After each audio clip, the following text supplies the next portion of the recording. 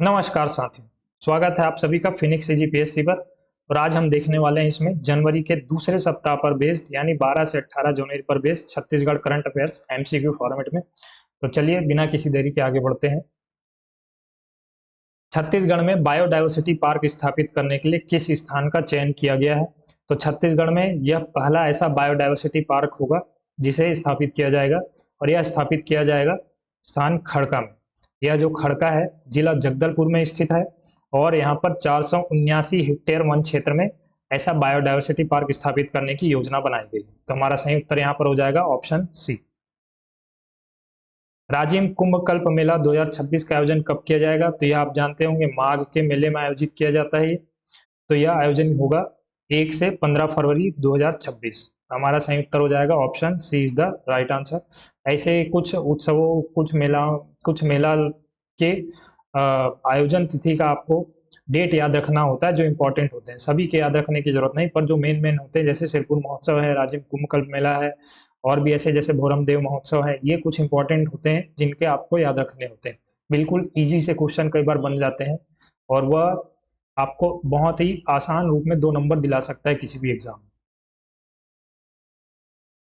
अपेडा यानी agriculture and processed food product export development authority का क्षेत्रीय कार्यालय छत्तीसगढ़ में कहाँ खोला जाएगा? तो यदि आपको अपेडा के बारे में जानकारी है तो अच्छी बात है, नहीं है तो यहाँ पर आप फुल फॉर्म से समझ सकते हैं, agriculture and processed food products export development authority. यानी प्रोसेस फूड प्रोडक्ट्स के एक्सपोर्ट को बढ़ावा देने के लिए, यानी जो हमारे खाद्य प्रसंस्करण से निर्मित उत्पाद हैं उनके निर्यात को बढ़ावा देने के लिए यह अथॉरिटी बनाई गई है।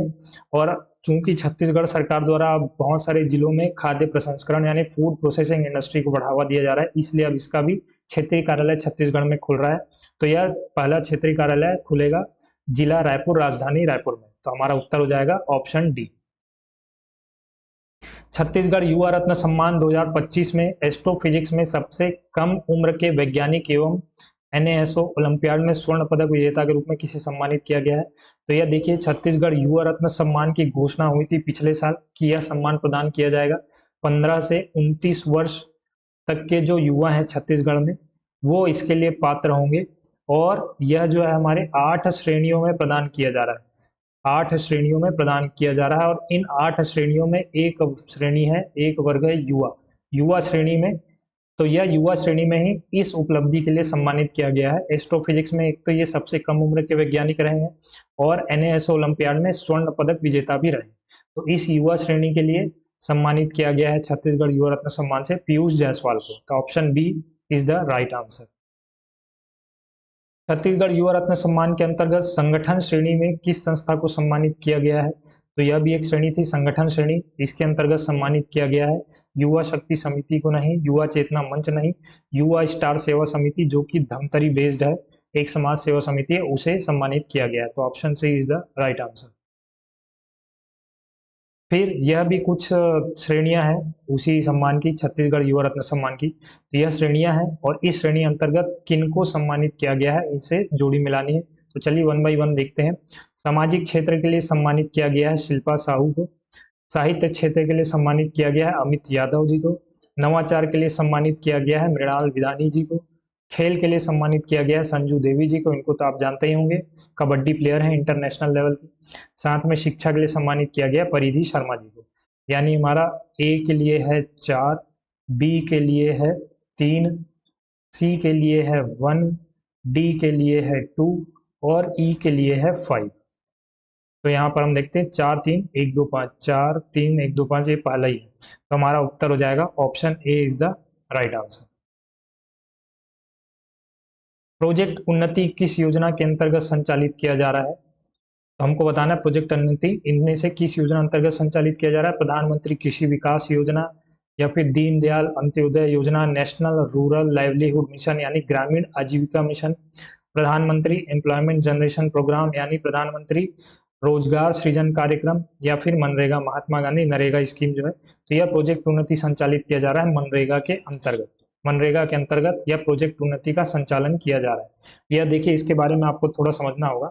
मनरेगा के अंतर्गत वर्ष में 100 दिवस रोजगार की गारंटी प्रदान की जाती है, यानी मनरेगा के थ्रू आपको साल में 100 दिवस का रोजगार मिल जाएगा। साथ में छत्तीसगढ़ सरकार 50 दिन का एक्स्ट्रा रोजगार इसमें प्रदान करती है। तो कुल साल में 150 दिनों की रोजगार गारंटी तो है, परंतु साल में दिन होते हैं 365। बाकी दिनों में व्यक्ति क्या करे, तो बाकी दिनों के लिए उसकी आजीविका सुनिश्चित करने के लिए उसको कौशल विकास प्रशिक्षण प्रदान किया जाता है सरकार द्वारा। उसे ही बोला जा रहा है प्रोजेक्ट उन्नति। तो इस प्रोजेक्ट उन्नति के माध्यम से उन्हें कौशल विकास प्रशिक्षण दिया जाता है ताकि बाकी के दिवस में उनकी आजीविका सुनिश्चित हो सके। तो इसलिए हमारा सही उत्तर हो जाएगा यहाँ पर ऑप्शन डी। यहाँ पर आपको एक बात और ध्यान रखना है कि अब मनरेगा जो है वह रिप्लेस होने वाला है नई स्कीम से, जिसका नाम है वीबीजी राम जी। वीबीजी राम जी से यह रिप्लेस होने वाला है, परंतु यह रिप्लेसमेंट आएगा 1 जुलाई 2026 से। तो यह योजना जो है वीबीजी राम जी, यह 1 जुलाई 2026 से लागू होने वाली है। इसके अंतर्गत भी इस योजना को यानी इस प्रोजेक्ट उन्नति का उल्लेख है, तो यह मेंटेन ही रहेगा।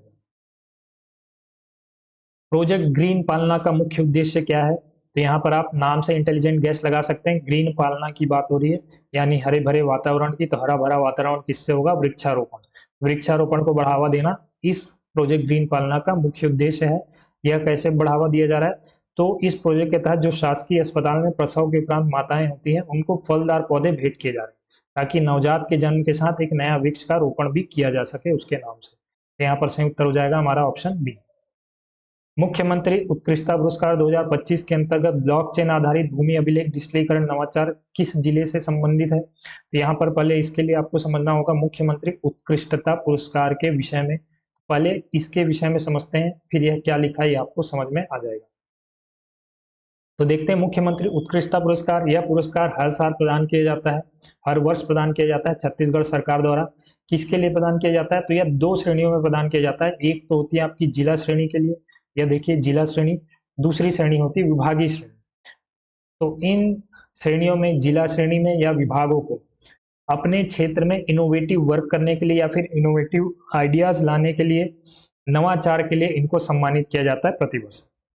तो 2 श्रेणियों में विजेताओं का चयन किया जाता है। तो इस वर्ष क्या हुआ, मुख्यमंत्री उत्कृष्टता पुरस्कार के अंतर्गत कुल 55 नवाचार शॉर्टलिस्ट किए गए थे। इनमें से 13 नवाचार फाइनल में गए, फिर जूरी के माध्यम से यानी जज लोगों के माध्यम से 10 विजेताओं का चयन किया गया, दोनों श्रेणियों में 5-5। तो यह श्रेणी में के अंतर्गत देखते हैं किन जिला को प्राप्त हुआ है और फिर हम देखेंगे विभागों में किन विभाग को प्राप्त हुआ है। तो यह देखिए जिला श्रेणी के विजेता हैं दक्षिण बस्तर दंतेवाड़ा, इनको प्राप्त हुआ ब्लॉकचेन आधारित भूमि अभिलेख डिजिटलीकरण के क्षेत्र में नवाचार के लिए। जशपुर को प्राप्त हुआ है निर्माण जशपुर, यह एक एकीकृत डिजिटल मॉनिटरिंग पोर्टल है जिसके माध्यम से परियोजनाओं का क्रियान्वयन किया जा सकता है, रियल टाइम मॉनिटरिंग की जा सकती है। फिर देखते हैं मोहला मानपुर अंबागढ़ चौकी को प्राप्त हुआ है यह पुरस्कार संवर्धित टेक होम राशन के क्षेत्र के लिए। फिर गरियाबंद जिले को प्राप्त हुआ है छत्तीसगढ़ हाथी ट्रैकिंग एवं अलर्ट ऐप के लिए, यह बहुत इंपॉर्टेंट है, यह आप बिल्कुल याद रखेंगे। नारायणपुर को प्राप्त हुआ है आइडेंटिफाई इंटेलिजेंस टूल के लिए, यह सुरक्षा के क्षेत्र में डेटा एकीकरण का काम करता है। वहीं विभागीय श्रेणी में हम देखें तो वाणिज्य और उद्योग विभाग को प्राप्त हुआ one click single window system के लिए। स्कूल शिक्षा विभाग को प्राप्त हुआ विद्या समीक्षा केंद्र के लिए, यह एक AI सक्षम प्लेटफॉर्म है जो कि 56,000 से अधिक स्कूल, 2 लाख से अधिक शिक्षक और 55 लाख से अधिक विद्यार्थियों की निगरानी करता है। फिर पंचायत एवं ग्रामीण विकास विभाग को प्राप्त हुआ है QR कोड आधारित सूचना एवं सप्रक्टिकरण की व्यवस्था के लिए। वन एवं जलवायु परिवर्तन विभाग को प्राप्त हुआ है EQR एवं डिजिटल भुगतान प्रणाली के लिए। वाणिज्यिक कर यानी आबकारी विभाग को प्राप्त हुआ है समग्र E-इनवॉइस सुधार पहल के लिए। तो यह 5 जिलों को और 5 विभागों को प्राप्त हुआ है। आप जिलों का नाम तो खास करके याद रखना चाहिए और इनके श्रेणियां भी या इनके क्षेत्र भी। तो अब आपको यह चीज समझ में आ गई होगी, क्वेश्चन का लैंग्वेज अब आप समझ पाएंगे। तो चलिए चलते हैं वापस क्वेश्चन में। तो मुख्यमंत्री उत्कृष्टता पुरस्कार 2025 के अंतर्गत ब्लॉकचेन आधारित भूमि अभिलेख डिजिटलीकरण नवाचार किस जिले से संबंधित है, तो यह इन तीनों जिले से संबंधित नहीं है, यह संबंधित है दंतेवाड़ा से। तो हमारा सही उत्तर हो जाएगा option A is the right answer. मानव हाथी द्वंद्व की रोकथाम हेतु हाथी ट्रैकिंग एवं अलर्ट ऐप तथा AI आधारित ट्रैकिंग प्रणाली के सफल क्रियान्वयन के लिए किस जिले को मुख्यमंत्री उत्कृष्टता पुरस्कार 2025 प्रदान किया गया है। तो यह हाथी ट्रैकिंग के लिए आप देखिए, यह हमने देखा था बहुत इंपॉर्टेंट है, यह है जिला गरियाबंद। डिस्ट्रिक्ट ऑफ गरियाबंद को इसके लिए हाथी ट्रैकिंग ऐप के लिए पुरस्कार प्रदान किया गया है। यह हाथी ट्रैकिंग ऐप जो है वहाँ पर बहुत ज़्यादा प्रभावशाली रहा है। इस ऐप का जिन्होंने विकास किया है उन अधिकारी को भी पिछले वर्ष सम्मानित किया गया था और इस साल जिला प्रशासन को इसके लिए सम्मानित किया गया है। प्रधानमंत्री सूर्य घर योजना के तहत लक्ष्य प्राप्ति में छत्तीसगढ़ का अग्रणी जिला कौन सा है? तो यह अग्रणी जिला है वर्तमान में कोंडागांव। हमारा सही उत्तर हो जाएगा ऑप्शन बी। रायपुर साहित्य उत्सव 2026 का आयोजन किस थीम पर किया जाना है? तो रायपुर साहित्य उत्सव जैसा आप जानते होंगे आगामी 23 से 25 जनवरी की तिथि में आयोजित किया जाना है। यह आयोजन किया जा रहा है रायपुर में। तो इसके लिए थीम हमको बताना है कि किस थीम पर यह आधारित है। तो यह थीम है आदि से अनादि तक। आदि से अनादि तक यह इस रायपुर साहित्य उत्सव का थीम रखा गया है। रायपुर साहित्य उत्सव का आयोजन कहाँ किया जाएगा? यह आयोजन किया तो जाएगा रायपुर में, परंतु रायपुर में कहाँ यह हमको बताना है। साइंस कॉलेज मैदान रायपुर या नहीं, पंडित दीनदयाल उपाध्याय ऑडिटोरियम यह भी नहीं, पुरखौती मुक्तांगन नवा रायपुर अटल नगर ये हमारा सही उत्तर है। Option C is the right answer. यहाँ पर इस रायपुर साहित्य उत्सव का आयोजन किया जाना है। बाढ़ नवापारा अभ्यारण्य में आयोजित बर्ड सर्वे 2026 के दौरान लगभग कितनी पक्षी प्रजातियों का रिकॉर्ड दर्ज किया गया? तो यह देखिए इस बाढ़ नवापारा अभ्यारण्य में एक बर्ड सर्वे आयोजित किया गया था। यह इस बर्ड सर्वे में लगभग 202 पक्षियों का रिकॉर्ड दर्ज किया गया है। तो option D is the right answer. आप मुझे कमेंट सेक्शन में यह बताइए कि बाढ़ नवापारा अभ्यारण्य आखिर कौन से जिले में स्थित है। यह या तो हिंट दे देता हूँ, एक महासमुंद जिला या फिर बाढ़ नवापारा जो बलौदाबाजार, इन दोनों में से किन जिलों में स्थित है यह आपको मुझे बताना है। सिरपुर महोत्सव 2026 का आयोजन कब किया जाएगा? तो यह सिरपुर महोत्सव भी जो है माघ के मेले में आयोजित किया जाता है। सिरपुर जिले में सिरपुर क्षेत्र में एक बहुत प्रसिद्ध मंदिर है गंधेश्वर महादेव, आप यदि जानते होंगे महानदी तट पर। तो गंधेश्वर महादेव में माघ के मेले पर मेला आयोजन होता है, माघ महीने में मेला आयोजित होता है। तो इस सिरपुर महोत्सव का आयोजन किया जाएगा डेट 1 से 3 फरवरी, 1 से 3 फरवरी। Option B is the right answer. Mookmati Express का नाम किस रेलगाड़ी को दिया गया है? तो यह मूकमाटी एक्सप्रेस नाम दिया गया है रायपुर विशाखापट्टनम एक्सप्रेस नहीं है, दुर्ग भोपाल एक्सप्रेस नहीं है, बिलासपुर नागपुर इंटरसिटी नहीं है, यह है रायपुर जबलपुर इंटरसिटी एक्सप्रेस। यह मूकमाटी एक्सप्रेस नाम इसे क्यों दिया गया है?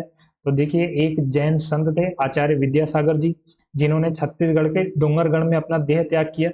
उनकी एक रचना है मूकमाटी के नाम से, उनकी एक अपनी कृति है मूकमाटी के नाम से। तो इन जैन मुनि के सम्मान में इस ट्रेन का नया नामकरण इनके कृति के नाम पर रखा गया है। तो इनके सम्मान में इनकी रचना के नाम पर इस ट्रेन का नया नामकरण किया गया है। हमारा सही उत्तर है रायपुर जबलपुर इंटरसिटी एक्सप्रेस। महात्मा गांधी नरेगा योजना के क्रियान्वयन में छत्तीसगढ़ का अग्रणी जिला कौन सा है? तो आज की डेट में यानी वर्तमान समय पर जो मनरेगा में क्रियान्वयन में छत्तीसगढ़ का सबसे अग्रणी जिला है वह है कबीरधाम, कवर्धा जिला इज द राइट आंसर। कायाकल्प स्वच्छ अस्पताल योजना 2024-25 के अंतर्गत पूरे प्रदेश में प्रथम स्थान पर प्राप्त जिला चिकित्सालय किस जिले का है? तो कौन से जिला अस्पताल को यह पुरस्कार प्राप्त हुआ है यह हमको देखना है। तो यह रायगढ़ नहीं है, सूरजपुर बलौदाबाजार नहीं है, कोरिया नहीं है, Surajpur is the right answer. Option C is the right answer. यह कायाकल्प स्वच्छ अस्पताल योजना यानी जिला अस्पताल में कितनी स्वच्छता है इसको लेकर के यह पुरस्कार प्रदान किया जाता है। प्रोजेक्ट पाई पाई मुख्यतः किस विषय से संबंधित है? तो आपको नाम से समझ में आ रहा होगा प्रोजेक्ट पाई पाई की बात हो रही है, यानी यह वित्तीय साक्षरता से संबंधित है। वित्तीय साक्षरता यानी option B is the right answer. RBI द्वारा ये प्रोजेक्ट चलाया जा रहा है। इसमें ग्रामीण वर्ग के लोगों को खास करके वित्तीय साक्षरता के बारे में जागरूक किया जा रहा है कि कैसे बचत करना है, उसको कहाँ निवेश किया जा सकता है, इन सब चीजों के विषय में जानकारी दी जाती है। राजा मोरध्वज आरंग महोत्सव 2026 के संबंध में कौन सा कथन सही है? महोत्सव 15-16 जनवरी 2026 को आयोजित किया गया, यह बिल्कुल सही है। इस महोत्सव हेतु शासकीय अनुदान 5 लाख से बढ़ा करके 10 लाख कर दिया गया है, यह भी बिल्कुल सही। पहले राज्य शासन द्वारा 5 लाख रुपए अनुदान दिया जाता था, अब 10 लाख रुपए अनुदान इसमें दिया जाएगा, यानी हमारा option C is the right answer. किस पर्यटन स्थल में पर्यटकों की सुविधा बाबत आवासीय परिसर का निर्माण किए जाने की घोषणा की गई है? तो पर्यटकों की सुविधा के लिए एक आवासीय परिसर बनाया जाएगा, यह परिसर बनाया जाएगा मैन पार्क में। तो option A is the right answer. Man park को हमारा छत्तीसगढ़ का शिमला भी बोला जाता है, छत्तीसगढ़ का तिब्बत भी बोला जाता है। तो यह सब है हमारा मेन पार्ट का अलग अलग संज्ञा दिया गया है। तो हमारा सही उत्तर है यहाँ पर ऑप्शन ए। तो चलिए, यह था हमारा छत्तीसगढ़ करंट अफेयर्स 12 से 18 जनवरी पर बेस्ड, यानी जनवरी के दूसरे सप्ताह पर बेस्ड। इसकी पीडीएफ आपको मेरे टेलीग्राम चैनल पर मिल जाएगी। टेलीग्राम चैनल आप ज्वाइन कर सकते हैं, और ऐसे ही आपके लिए करंट अफेयर्स की मैं कुछ वीडियोस और अलग अलग टॉपिक्स पर वीडियो लाएंगे। आप हमसे इसके लिए जुड़े रह सकते हैं। तो चलिए, आपसे मिलते हैं अगले वीडियो में। तब तक के लिए जय हिंद, जय भारत, जय छत्तीसगढ़।